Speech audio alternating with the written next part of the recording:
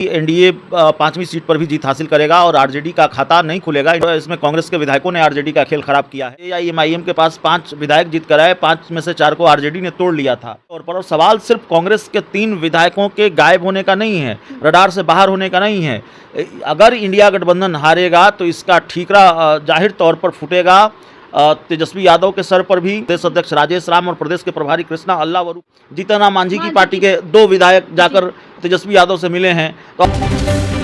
राज्यसभा चुनाव की वोटिंग की प्रक्रिया अब खत्म हो गई है। अब सभी की निगाहें जो है टिकी हुई है कि एनडीए के 5 सीट जीत पाए हैं या नहीं, या आरजेडी से जो उम्मीदवार बनाए गए थे एडी सिंह की जीत हुई या हार हुई, क्या कुछ नतीजे आएंगे। 4 विधायक ने वोट नहीं किया है, कांग्रेस के हैं, आरजेडी के हैं। सीधे जुड़ेंगे, पूरे मामले को जानेंगे। हमारे साथ अभिषेक जी मौजूद हैं। अभिषेक जी, कैसे देख रहे हैं जो राज्यसभा की अभी वोटिंग हुए, चुनाव हुए, इसके नतीजे एक तरफा नजर आ रही है, आप क्या कहेंगे इसको लेकर? नहीं, ठीक कह रही हैं निधि। जब हम आप बात कर रहे हैं तब शायद अभी नतीजे नहीं आए हैं, वोटिंग की प्रक्रिया समाप्त हुई है, लेकिन हो सकता है दर्शकों तक जब ये वीडियो पहुंचेगा तो वोटिंग समाप्त हो गई हो। और अंदेशा जिस बात का है या जो बात अब तय नज़र आ रही है कि एनडीए 5वीं सीट पर भी जीत हासिल करेगा और आरजेडी का खाता नहीं खुलेगा, इंडिया गठबंधन का खाता नहीं खुलेगा। और जाहिर तौर पर इसमें कांग्रेस के विधायकों ने आरजेडी का खेल खराब किया है। एआईएमआईएम साथ देने को तैयार हो गई थी। एआईएमआईएम के विधायकों ने वोट डाले आरजेडी के लिए, और वो एआईएमआईएम जो कायदे से बहुत मुश्किल लग रहा था कि आरजेडी का साथ देगी, क्योंकि विधानसभा चुनाव से पहले दोस्ती का ऑफर लेकर वो लालू यादव के पास भी गई थी। उसने लालू यादव को पत्र लिखा था, तेजस्वी यादव के पास भी ऑफर दिया था दोस्ती का, लेकिन उस एआईएमआईएम का एक तरह से मजाक बना दिया गया उस ऑफर को, यह कहकर कि भाई अगर आप हमारी मदद करना चाहते हैं तो चुनाव ही मत लड़िए। अब सीमांचल में जिस पार्टी ने 2020 के विधानसभा चुनाव में 5 सीटें जीती हैं, फिर इस बार भी 5 सीटें जीती, तो जिसका प्रभाव है वो चुनाव क्यों नहीं लड़ेगा। ऑफर या तो ठुकराया जाता है या स्वीकार किया जाता है, लेकिन ऐसे मजाक उड़ाया गया तो जाहिर तौर पर नाराज़गी थी। और नाराज़गी का एक बड़ा कारण यह भी था कि दुश्मनी जो आरजेडी और एआईएमआईएम की रही है वो बड़ी रही है। 2020 के चुनाव के बाद एआईएमआईएम के पास 5 विधायक जीत कर आए, 5 में से 4 को आरजेडी ने तोड़ लिया था। तो इसको लेकर भी नाराज़गी पहले से रही, लेकिन सब कुछ भुलाकर एआईएमआईएम ने तेजस्वी यादव के साथ देने का ऐलान किया। बावजूद इसके इंडिया गठबंधन अपना खाता नहीं खुल सका है। तो जाहिर तौर पर, और सवाल सिर्फ कांग्रेस के 3 विधायकों के गायब होने का नहीं है, रडार से बाहर होने का नहीं है। अगर इंडिया गठबंधन हारेगा तो इसका ठीकरा जाहिर तौर पर फूटेगा तेजस्वी यादव के सर पर भी, और इसका ठीकरा फूटेगा, सबसे ज़्यादा ठीकरा फूटेगा क्योंकि कांग्रेस के 3 विधायक नाराज बताया जा रहा है, तो प्रदेश अध्यक्ष राजेश राम और प्रदेश के प्रभारी कृष्णा अल्लावरू पर भी।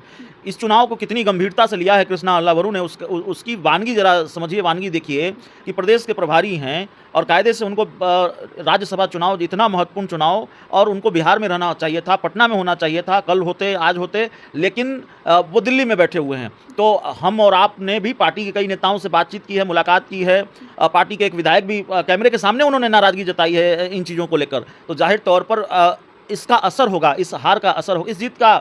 अगर एनडीए जीतेगा तो उसका कोई बड़ा असर नहीं होगा। बड़ा असर इसलिए नहीं होगा क्योंकि बहुत कुछ है, और 4 सीटें तो आसानी से जीती रही थी। एक सीट जिसको प्रतिष्ठा का प्रश्न बनाया इंडिया गठबंधन ने भी और एनडीए ने भी, तो इसमें तो एनडीए की जीत हुई है।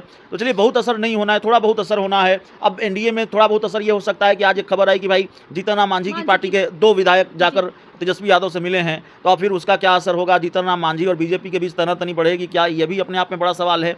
लेकिन असर ज़्यादा होना है इंडिया गठबंधन के अंदर, और कांग्रेस के अंदर गर्माहट और बढ़ेगी। याद रखिए कि 2025 के चुनाव नतीजों के बाद पहले से पार्टी का जो प्रदेश नेतृत्व है वो उन्होंने मोर्चा खोल रखा है, प्रदेश नेतृत्व के खिलाफ मोर्चा खोल रखा है। पार्टी के नेताओं ने, आदित्य पासवान हो, छत्रपति यादव हों, कई लोगों को नोटिस भेजा गया, कईयों को पार्टी से निकाल दिया गया।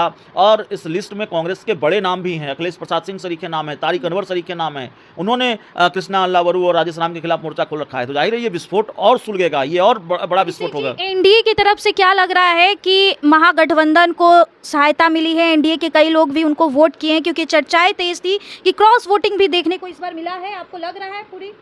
देखिए, सवाल सिर्फ कांग्रेस के विधायकों के नाराज होने का नहीं है या उनके रडार से बाहर होने का नहीं है, बल्कि खबर यह भी आई कि चिराग पासवान की पार्टी के विधायक भी रडार से बाहर हैं शायद, और खबर यह भी आई कि संभवतः बीजेपी के भी विधायक रडार से बाहर हैं। लेकिन रडार से बाहर हैं कि नहीं हैं या हुए कि नहीं हुए वो जानकारी कितनी पुख्ता है, लेकिन इतना तो तय नज़र आ रहा है कि एनडीए 5वीं सीट भी जीत रहा है, या जब दर्शक ये वीडियो देख रहे होंगे तो उनके सामने पूरा रिजल्ट होगा। तो जाहिर तौर पर यह बड़ा झटका एक तरह से है कांग्रेस के लिए, इंडिया गठबंधन के लिए, और बड़ा झटका आरजेडी के लिए है, उसके उम्मीदवार हार रहे तो हैं। चलिए देखिए, इस वक्त की जो बड़ी खबर थी आप तक पहुंचाए, जहां एनडीए अपने 5 सीट पर लगभग जीत को दर्ज कर लिए। आप तक जब यह खबर पहुंचेगी, जब यह वीडियो पहुंचेगी, तब तक शायद एनडीए अपने 5 सीट पर मुहर लगा चुके होंगे।